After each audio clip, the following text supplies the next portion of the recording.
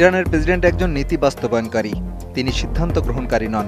ফলে প্রেসিডেন্ট ইব্রাহিম রাইসির মৃত্যুতে ইরানের মৌলিক নীতিগুলো আগের মতোই থাকবে। গণতান্ত্রিক নির্বাচনে তিনি জয়ী হয়েছেন, তবে একই সময়ে ইরানের প্রেসিডেন্টের আকস্মিক মৃত্যু ক্ষমতার কেন্দ্রে এক ধরনের শূন্যতা তৈরি করেছে। সরকারের শীর্ষ পদে থাকা ব্যক্তিরা হয়তো এর সুযোগ নিতে দৌড়ঝাঁপও শুরু করতে পারেন। এমন সুযোগের অপেক্ষায় থাকা প্রভাবশালী ইরানি কর্মকর্তাদের কোনো ঘাটতিও নেই।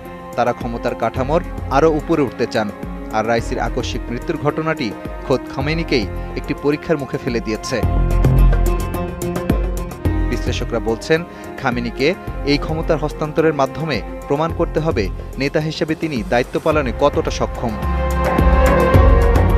গুরুত্বপূর্ণ হল, রাইসিকে খামেনির একজন সম্ভাব্য উত্তরসূরি হিসেবে বিবেচনা করা হতো।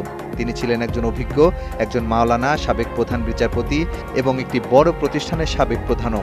মার্কিন বিশ্লেষকরা বলছেন, তাকে মাঠ থেকে সরিয়ে দেয়া বা অক্ষম কিংবা মৃত, যেভাবেই বলা হোক না কেন, তা ইরানের রাজনৈতিক ব্যবস্থার জন্য একটি বড় ধাক্কা।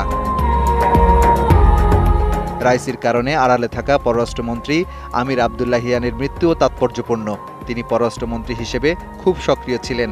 সৌদি আরবের সাথে সফলভাবে সম্পর্ক পুনঃস্থাপনের চুক্তিতেও ভূমিকা রেখেছেন। প্রতিবেশী পাকিস্তান সহ বিভিন্ন কঠিন সংকট সফলভাবে সামলে নিয়েছেন।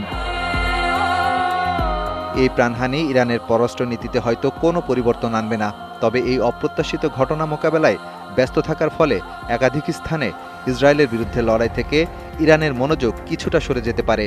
কাজ করতে হতে পারে অভ্যন্তরীণ রাজনীতি নিয়ে, এমনকি অভ্যন্তরীণ কোন্দল মেটাতেও সময় দিতে হতে পারে ইরানকে। এরপরেও পশ্চিমাদের বিরুদ্ধে ইরানি উদ্যোগ চলমান থাকবে, এটি প্রায় নিশ্চিত।